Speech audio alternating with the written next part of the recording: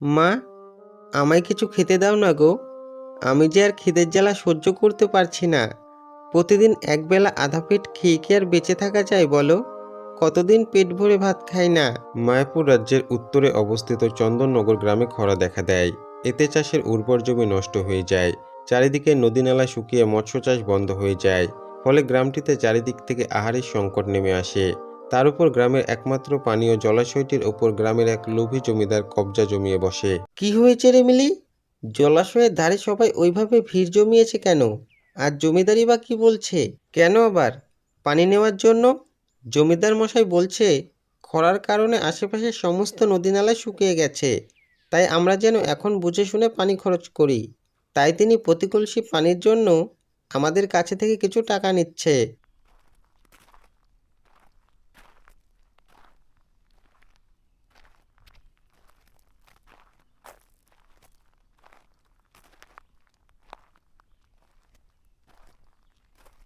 পানি এনেছো বউ?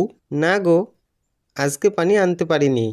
জমিদার মশাই জলাশয়ের ওপর কবজা জমিয়ে বসেছে। প্রতি কলসি পানির জন্য তিনি আমাদের মতো সাধারণ মানুষের কাছ থেকে কিছু টাকা নিচ্ছে। আমার কাছে তো কোনো টাকা ছিল না, তাই তার আমাকে পানি দিল না।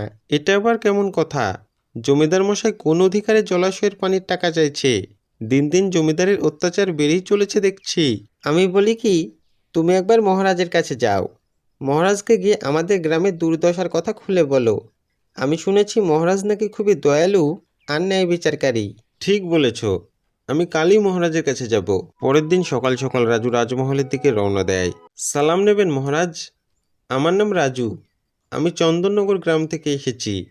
গত 3 বছর ধরে আমাদের গ্রামে কোনো বৃষ্টি হয়নি, যার ফলে চাষের উর্বর জমি পানির অভাবে নষ্ট হয়ে গেছে। চারিদিকে নদীনালা শুকিয়ে মৎস্য চাষ বন্ধ হয়ে গেছে। কোথাও কোনো উৎপাদন নেই। ফলে আমরা সমস্ত গ্রামবাসী ভীষণ খাদ্য সংকটে ভুগছি। তার উপর জমিদার মশাই পানীয় জলাশয়টির ওপর কবজা জমিয়ে বসেছে।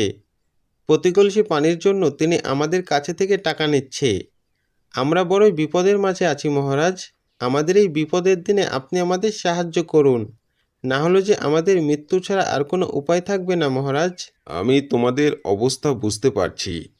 তবে বর্তমান সময়ে আমি তোমাদের খুব একটা আর্থিক সাহায্য করতে পারবো না। তবে হ্যাঁ, পানি নেওয়ার জন্য তোমাদের আর কোনো টাকা দিতে হবে না। মন্ত্রী, জি মহারাজ।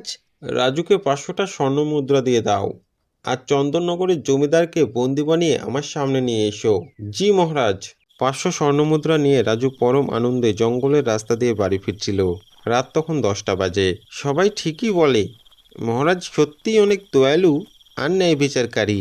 আমার যে কি আনন্দ হচ্ছে, গ্রামবাসীরা যখন জানতে পারবে মহারাজ তাদের জন্য স্বর্ণমুদ্রা পাঠিয়েছে আর ওই লোভী জমিদারকে বন্দি বানানোর নির্দেশ দিয়েছে, তারা কতই না খুশি হবে।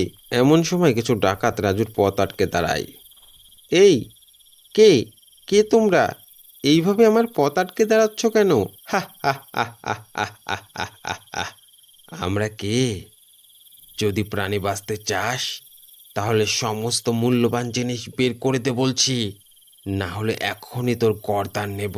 হঠাৎ সামনে ডাকাত পড়ায় রাজু কি করবে বুঝতে না পেরে জঙ্গলের দিকে দৌড় দেয়। ডাকাতগুলো রাজুর পেছন পেছন দৌড়াতে শুরু করে। দৌড়াতে দৌড়াতে রাজু একটি পাথরের সাথে হোঁচট খেয়ে পড়ে যায় আর জ্ঞান হারিয়ে ফেলে।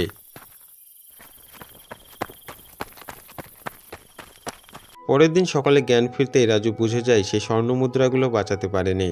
এখন আমি কি করব? কোন মুখ নিয়ে গ্রামে ফিরব? গ্রামবাসী কি আমার কথা বিশ্বাস করবে? তারা তো আমাকেই চোর ভাববে। আর মহারাজের সামনে দাঁড়াবো কিভাবে? না না, আমি আর গ্রামে ফিরব না। এই জঙ্গলেই নিজের বাকিটা জীবন কাটিয়ে দেব। কান্না করতে করতে রাজু যে কখন ঘুমিয়ে যায় সে বুঝতেই পারেনি।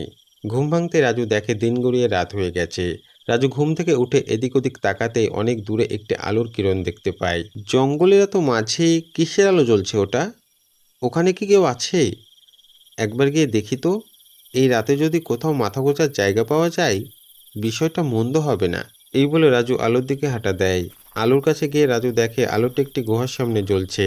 রাজু গুহার ভেতর ঢুকে দেখে চারিদিকে সোনা দানা হিরে জাপারাত। তার মাঝে বসে পরম আনন্দে তৃপ্তি করে চিকেন লেগ পিস খাচ্ছে সেই দুষ্টু ডাকাত দুটো। যাই বলো না কেন ওস্তাদ, আমাদের কিন্তু এবার এই জঙ্গল থেকে অন্য কোথাও চলে যাওয়া উচিত। এই জঙ্গলে আর আগের মতো ঠান্ডা হয় না। তুই ঠিকই বলেছিস, আমিও সেটাই ভাবছি। আড়াল থেকে ডাকাত দুটোর কথা শুনে রাজু চুপচাপ গুহা থেকে বেরিয়ে যায় আর মহারাজকে গিয়ে সবটা খুলে বলে। সবটা শুনে মহারাজ তার বিশাল সেনার সাহায্যে ডাকাত দুটোকে বন্দি বানিয়ে সমস্ত সোনাদানা নিজের দখলে নিয়ে নেয়। বলো রাজু, তোমার কি চাই? তুমি যা চাইবে তাই পাবে। তুমি মায়াপুর রাজ্যকে আর্থিক সংকট থেকে বাঁচিয়েছ। মায়াপুর রাজ্য সবসময়ের জন্য তোমার আভারই থাকবে। বলো, তোমার কি চাই? আমার নিজের জন্য কিছু চাই না মহারাজ। আমি চাই চন্দননগর গ্রামের সমস্ত মানুষ যেন 3 বেলা পেট পুরে খেতে পায়। বেশ, তবে তাই হবে।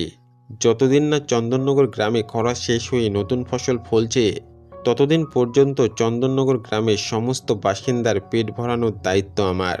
মহামন্ত্রী, চন্দননগর গ্রামে বড় বড় লঙ্গরখানা খুলে চন্দননগরের বাসিন্দাদের খাওয়ানোর ব্যবস্থা করো।